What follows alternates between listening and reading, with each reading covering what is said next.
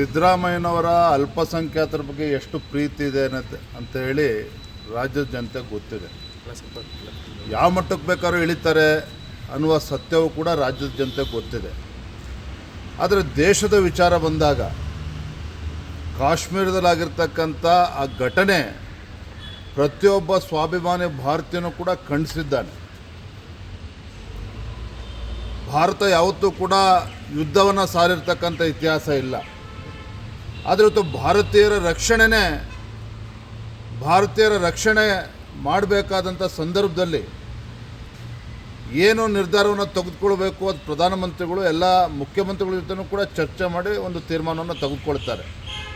ಇದರ ನಡುವೆ ಸನ್ಮಾನ್ಯ ಸಿದ್ದರಾಮಯ್ಯನವರು ಪಾಕಿಸ್ತಾನದ ವಿರುದ್ಧ ಯುದ್ಧ ಮಾಡಬಾರ್ದು, ಈ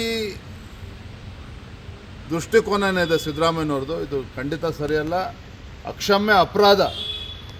ಏನು ಸನ್ಮಾನ್ಯ ಯಡಿಯೂರಪ್ಪನವ್ರು ಹೇಳಿದರು, ಸಿದ್ದರಾಮಯ್ಯನವರು ರಾಜ್ಯದ ಮುಖ್ಯಮಂತ್ರಿಗಳು ಏನಿದ್ದಾರೆ ಈ ದೇಶದ ಜನರ ಕ್ಷಮೆಯನ್ನು ಕೂಡ ಅವರು ಕೇಳಬೇಕಾಗ್ತದೆ. ಯಾರೂ ಕೂಡ ನಿರೀಕ್ಷೆ ಮಾಡಿರಲಿಲ್ಲ ಸಿದ್ದರಾಮಯ್ಯನವರಿಂದ ಈ ರೀತಿ ಹೇಳಿಕೆಗಳನ್ನು. ಸರಿ, ಇದೇ ಮೇ 2ನೇ ತಾರೀಕಿಗೆ ಜಾತಿ ಗಣತಿ ಸಂಬಂಧಪಟ್ಟ 2ನೇ ಸುತ್ತಿನ ಚರ್ಚೆ, ಈ ದಿನದಲ್ಲಿ ಅಂತಿಮವಾಗಿ ಒಂದು ನಿರ್ಧಾರ ಬರಬೇಕು ಅಂತೇಳಿ ಹೊರಟಿದೆ. 2ನೇ ಸುತ್ತಲ್ಲಿ ಸಿದ್ದರಾಮಯ್ಯನವರು ಹಲವಾರು ಸಭೆಗಳನ್ನು ಮಾಡಿದ್ದಾರೆ. ಮುಖ್ಯಮಂತ್ರಿಗಳು ಮೊನ್ನೆ ಸ್ಪೆಷಲ್ ಕ್ಯಾಬಿನೆಟನ್ನು ಕರೆದಿದ್ರು. ಕ್ಯಾಬಿನೆಟಲ್ಲಿ ಏನು ತೀರ್ಮಾನ ಮಾಡಬೇಕು ಅಂತೇಳಿ ರೆಸೊಲ್ಯೂಷನ್ ಕೂಡ ರೆಡಿ ಇತ್ತು. ಆದರೂ ಕೂಡ ಕ್ಯಾಬಿನೆಟಲ್ಲಿ ಚರ್ಚೆ ಆಗಲಿಲ್ಲ ಅಥವಾ ಅಂತಿಮ ತೀರ್ಮಾನ ತೆಗೆದುಕೊಳ್ಳೋಕ್ಕೆ ಸಾಧ್ಯ ಆಗಲಿಲ್ಲ ಅಂತೇಳಿದ್ರೆ ಅದಕ್ಕೆ ಮುಖ್ಯಮಂತ್ರಿಗಳು ಉತ್ತರವನ್ನು ನೀಡಬೇಕು. ಮತ್ತು ವೀರಪ್ಪ ಮೊಯ್ಲಿಯವರು ಏನು ಹೇಳಿದ್ದಾರೆ, ಆಯಿತು BJPಯವರು ಬಿಡಿ, ಏನೋ ಟೀಕೆ ಮಾಡ್ತಾರೆ ಅಂತ ಹೇಳ್ತಾರೆ. ಇವತ್ತು ಸ್ವತಃ ಮಾಜಿ ಮುಖ್ಯಮಂತ್ರಿಗಳು ಕಾಂಗ್ರೆಸ್ ಪಕ್ಷದ ಹಿರಿಯ ನೇತಾರಾಗಿರ್ತಕ್ಕಂಥ ವೀರಪ್ಪ ಮೊಯ್ಲಿ ಅವರೇ ಜಾತಿ ಜನಗಣತಿ ಇಟ್ಸ್ ಔಟ್ಡೇಟೆಡ್, 10 ವರ್ಷಗಳಾಗಿದೆ ಮತ್ತು ವೈಜ್ಞಾನಿಕವಾಗಿಲ್ಲ. ಅನೇಕ ಸಮುದಾಯಗಳು ಇವತ್ತು ಇದನ್ನು ಪ್ರಶ್ನೆ ಮಾಡ್ತಾ ಇದ್ದಾರೆ. ಈಡಿಗ ಸಮುದಾಯದವರು ಪ್ರಶ್ನೆ ಮಾಡ್ತಾ ಇದ್ದಾರೆ, ಮಡಿವಾಳ ಸಮಾಜದವರು ಇವತ್ತು ಪ್ರಶ್ನೆ ಮಾಡ್ತಾ ಇದ್ದಾರೆ, ಅನೇಕ ಹಿಂದುಳಿದ ಸಮುದಾಯಗಳು ಇದನ್ನು ಅಂಕಿ ಅಂಶಗಳ ಬಗ್ಗೆ ಇವತ್ತು ಪ್ರಶ್ನೆ ಎತ್ತಿದ್ದಾರೆ. ಯಾಕೆಷ್ಟು ಆತರ ಮಾಡ್ತಿದ್ದಾರೆ ಸಿದ್ದರಾಮಯ್ಯನವರು? ಅರೆ, ನೀವು ಮುಖ್ಯಮಂತ್ರಿಗಳ ಹಿಂದಿನ ಅವಧಿಯಲ್ಲೇ ಅದನ್ನು ಅನುಷ್ಠಾನ ಮಾಡೋದಕ್ಕೆ ಸಾಧ್ಯ ಆಗಿಲ್ಲ. ಈಗ 10 ವರ್ಷಗಳು ಕಳೆದಿದೆ.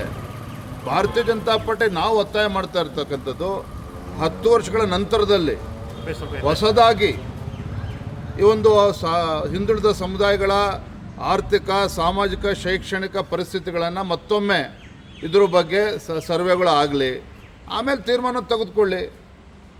ಹಾಗಾಗಿ ಅದನ್ನು ಬಿಟ್ಬಿಟ್ಟು ಆತುರವಾಗಿ ಈ ರೀತಿ ಗೊಂದಲವನ್ನು ಸೃಷ್ಟಿ ಮಾಡೋಕ್ಕೆ ಹೊರಟಿದ್ದಾರೆ ಸಿದ್ದರಾಮಯ್ಯನವರು. ಮುಖ್ಯಮಂತ್ರಿಗಳಿಗೂ ಕೂಡ ಸಿದ್ದರಾಮಯ್ಯನವರು ಕೂಡ ಶೋಭೆ ತರೋದಿಲ್ಲ, ಆ ಮುಖ್ಯಮಂತ್ರಿ ಸ್ಥಾನಕ್ಕೂ ಕೂಡ ಶೋಭೆ ತರೋದಿಲ್ಲ. Thank you. ಸಿದ್ದರಾಮಯ್ಯನವರ ಅಲ್ಪಸಂಖ್ಯಾತರ ಬಗ್ಗೆ ಎಷ್ಟು ಪ್ರೀತಿ ಇದೆ ಅಂತ ಹೇಳಿ ರಾಜ್ಯದ ಜನತೆಗೆ ಗೊತ್ತಿದೆ. ಯಾವ ಮಟ್ಟಕ್ಕೆ ಬೇಕಾದ್ರೂ ಇಳಿತಾರೆ ಅನ್ನುವ ಸತ್ಯವೂ ಕೂಡ ರಾಜ್ಯದ ಜನತೆಗೆ ಗೊತ್ತಿದೆ. ಆದರೆ ದೇಶದ ವಿಚಾರ ಬಂದಾಗ ಕಾಶ್ಮೀರದಲ್ಲಾಗಿರ್ತಕ್ಕಂಥ ಆ ಘಟನೆ ಪ್ರತಿಯೊಬ್ಬ ಸ್ವಾಭಿಮಾನಿ ಭಾರತೀಯನೂ ಕೂಡ ಖಂಡಿಸಿದ್ದಾನೆ. ಭಾರತ ಯಾವತ್ತೂ ಕೂಡ ಯುದ್ಧವನ್ನು ಸಾರಿರ್ತಕ್ಕಂಥ ಇತಿಹಾಸ ಇಲ್ಲ. ಆದರೆ ಇವತ್ತು ಭಾರತೀಯರ ರಕ್ಷಣೆ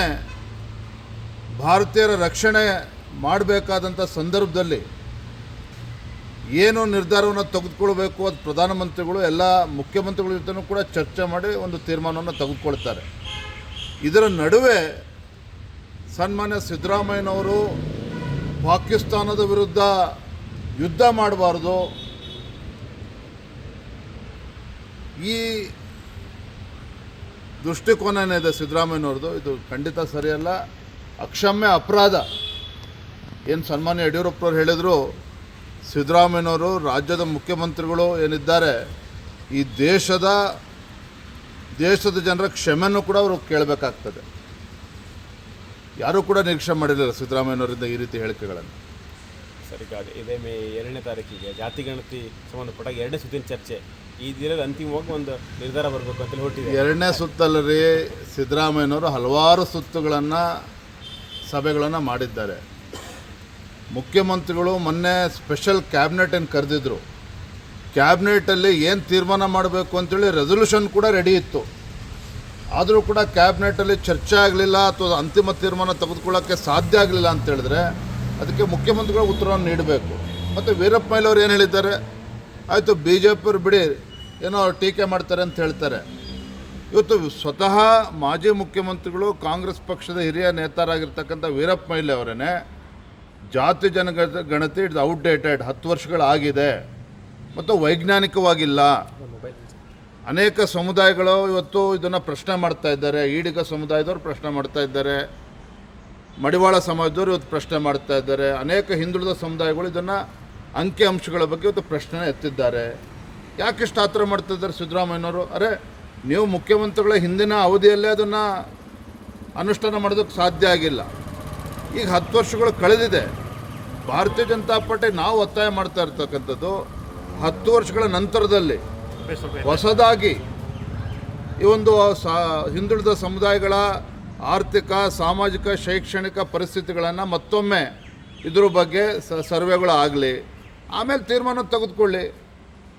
ಹಾಗಾಗಿ ಅದನ್ನು ಬಿಟ್ಬಿಟ್ಟು ಆತುರವಾಗಿ ಈ ರೀತಿ ಗೊಂದಲವನ್ನು ಸೃಷ್ಟಿ ಮಾಡೋಕ್ಕೆ ಹೊರಟಿದ್ದಾರೆ ಸಿದ್ದರಾಮಯ್ಯನವರು. ಮುಖ್ಯಮಂತ್ರಿಗಳಿಗೂ ಕೂಡ ಸಿದ್ದರಾಮಯ್ಯನವರು ಕೂಡ ಶೋಭೆ ತರೋದಿಲ್ಲ, ಆ ಮುಖ್ಯಮಂತ್ರಿ ಸ್ಥಾನಕ್ಕೂ ಕೂಡ ಶೋಭೆ ತರೋದಿಲ್ಲ. Thank you. ಸಿದ್ದರಾಮಯ್ಯನವರ ಅಲ್ಪಸಂಖ್ಯಾತರ ಬಗ್ಗೆ ಎಷ್ಟು ಪ್ರೀತಿ ಇದೆ ಅಂತ ಹೇಳಿ ರಾಜ್ಯದ ಜನತೆಗೆ ಗೊತ್ತಿದೆ. ಯಾವ ಮಟ್ಟಕ್ಕೆ ಬೇಕಾದ್ರೂ ಇಳಿತಾರೆ ಅನ್ನುವ ಸತ್ಯವೂ ಕೂಡ ರಾಜ್ಯದ ಜನತೆಗೆ ಗೊತ್ತಿದೆ. ಆದರೆ ದೇಶದ ವಿಚಾರ ಬಂದಾಗ ಕಾಶ್ಮೀರದಲ್ಲಾಗಿರ್ತಕ್ಕಂಥ ಆ ಘಟನೆ ಪ್ರತಿಯೊಬ್ಬ ಸ್ವಾಭಿಮಾನಿ ಭಾರತೀಯನೂ ಕೂಡ ಖಂಡಿಸಿದ್ದಾನೆ. ಭಾರತ ಯಾವತ್ತೂ ಕೂಡ ಯುದ್ಧವನ್ನು ಸಾರಿರ್ತಕ್ಕಂಥ ಇತಿಹಾಸ ಇಲ್ಲ. ಆದರೆ ಇವತ್ತು ಭಾರತೀಯರ ರಕ್ಷಣೆ ಮಾಡಬೇಕಾದಂಥ ಸಂದರ್ಭದಲ್ಲಿ ಏನು ನಿರ್ಧಾರವನ್ನು ತೆಗೆದುಕೊಳ್ಬೇಕು ಅದು ಪ್ರಧಾನಮಂತ್ರಿಗಳು ಎಲ್ಲ ಮುಖ್ಯಮಂತ್ರಿಗಳ ಜೊತೆನೂ ಕೂಡ ಚರ್ಚೆ ಮಾಡಿ ಒಂದು ತೀರ್ಮಾನವನ್ನು ತೆಗೆದುಕೊಳ್ತಾರೆ. ಇದರ ನಡುವೆ ಸನ್ಮಾನ್ಯ ಸಿದ್ದರಾಮಯ್ಯನವರು ಪಾಕಿಸ್ತಾನದ ವಿರುದ್ಧ ಯುದ್ಧ ಮಾಡಬಾರ್ದು, ಈ ದೃಷ್ಟಿಕೋನ ಏನಿದೆ ಸಿದ್ದರಾಮಯ್ಯನವ್ರದ್ದು, ಇದು ಖಂಡಿತ ಸರಿಯಲ್ಲ, ಅಕ್ಷಮ್ಯ ಅಪರಾಧ. ಏನು ಸನ್ಮಾನ್ಯ ಯಡಿಯೂರಪ್ಪನವ್ರು ಹೇಳಿದರು, ಸಿದ್ದರಾಮಯ್ಯನವರು ರಾಜ್ಯದ ಮುಖ್ಯಮಂತ್ರಿಗಳು ಏನಿದ್ದಾರೆ ಈ ದೇಶದ ಜನರ ಕ್ಷಮೆಯನ್ನು ಕೂಡ ಅವರು ಕೇಳಬೇಕಾಗ್ತದೆ. ಯಾರೂ ಕೂಡ ನಿರೀಕ್ಷೆ ಮಾಡಿರಲಿಲ್ಲ ಸಿದ್ದರಾಮಯ್ಯನವರಿಂದ ಈ ರೀತಿ ಹೇಳಿಕೆಗಳನ್ನು. ಸರಿ, ಇದೇ ಮೇ 2ನೇ ತಾರೀಕಿಗೆ ಜಾತಿ ಗಣತಿ ಸಂಬಂಧಪಟ್ಟಾಗ 2ನೇ ಸುತ್ತಿನ ಚರ್ಚೆ, ಈ ದಿನದ ಅಂತಿಮವಾಗಿ ಒಂದು ನಿರ್ಧಾರ ಬರಬೇಕು ಅಂತೇಳಿ ಹೊರಟಿದೆ. 2ನೇ ಸುತ್ತಲ್ಲಿ ಸಿದ್ದರಾಮಯ್ಯನವರು ಹಲವಾರು ಸುತ್ತುಗಳನ್ನು ಸಭೆಗಳನ್ನು ಮಾಡಿದ್ದಾರೆ. ಮುಖ್ಯಮಂತ್ರಿಗಳು ಮೊನ್ನೆ ಸ್ಪೆಷಲ್ ಕ್ಯಾಬಿನೆಟನ್ನು ಕರೆದಿದ್ದರು. ಕ್ಯಾಬಿನೆಟಲ್ಲಿ ಏನು ತೀರ್ಮಾನ ಮಾಡಬೇಕು ಅಂತೇಳಿ ರೆಸೊಲ್ಯೂಷನ್ ಕೂಡ ರೆಡಿ ಇತ್ತು. ಆದರೂ ಕೂಡ ಕ್ಯಾಬಿನೆಟಲ್ಲಿ ಚರ್ಚೆ ಆಗಲಿಲ್ಲ ಅಥವಾ ಅಂತಿಮ ತೀರ್ಮಾನ ತೆಗೆದುಕೊಳ್ಳೋಕ್ಕೆ ಸಾಧ್ಯ ಆಗಲಿಲ್ಲ ಅಂತ ಹೇಳಿದ್ರೆ ಅದಕ್ಕೆ ಮುಖ್ಯಮಂತ್ರಿಗಳು ಉತ್ತರವನ್ನು ನೀಡಬೇಕು. ಮತ್ತು ವೀರಪ್ಪ ಮೊಯ್ಲಿ ಅವರು ಏನು ಹೇಳಿದ್ದಾರೆ, ಆಯಿತು ಬಿ ಜೆ ಪಿಯವರು ಬಿಡಿ ಏನೋ ಅವ್ರು ಟೀಕೆ ಮಾಡ್ತಾರೆ ಅಂತ ಹೇಳ್ತಾರೆ. ಇವತ್ತು ಸ್ವತಃ ಮಾಜಿ ಮುಖ್ಯಮಂತ್ರಿಗಳು ಕಾಂಗ್ರೆಸ್ ಪಕ್ಷದ ಹಿರಿಯ ನೇತಾರಾಗಿರ್ತಕ್ಕಂಥ ವೀರಪ್ಪ ಮೊಯ್ಲಿ ಅವರೇ ಜಾತಿ ಜನಗಣತಿ ಇಟ್ಸ್ ಔಟ್ಡೇಟೆಡ್, 10 ವರ್ಷಗಳಾಗಿದೆ ಮತ್ತು ವೈಜ್ಞಾನಿಕವಾಗಿಲ್ಲ.